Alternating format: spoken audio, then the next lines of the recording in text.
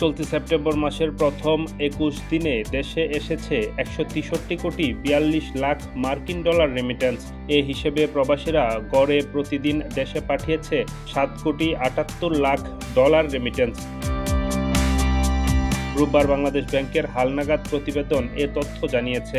এতে বলা হয়, চলতি সেপ্টেম্বর মাসের প্রথম ২১ দিনে এসেছে ১৬৩ কোটি ৪২ লাখ ৩০ হাজার মার্কিন ডলার রেমিট্যান্স, আর আগস্টের একই সময়ে এসেছিল ১৫০ কোটি ৩৬ লাখ ডলার। সে হিসেবে গত মাসের চেয়ে চলতি মাসে বেড়েছে রেমিট্যান্স প্রবাহ।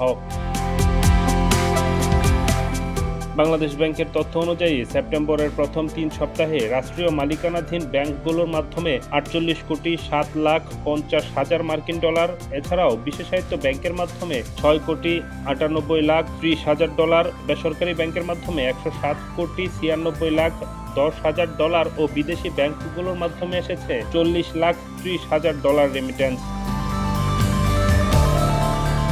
কেন্দ্রীয় ব্যাংকের তথ্য বলছে, ১৫ থেকে ২১ সেপ্টেম্বরের মধ্যে দেশে এসেছে ৪৬ কোটি ৭০ লাখ ৩০ হাজার ডলার রেমিট্যান্স। সেপ্টেম্বরের ৮ থেকে ১৪ তারিখের মধ্যে দেশে রেমিট্যান্স এসেছে ৫৮ কোটি ২৬ লাখ ৬০ হাজার ডলার, আর সেপ্টেম্বরের প্রথম সপ্তাহে প্রবাসীরা দেশে পাঠিয়েছেন ৫৮ কোটি ৪৫ লাখ ৪০ হাজার ডলার।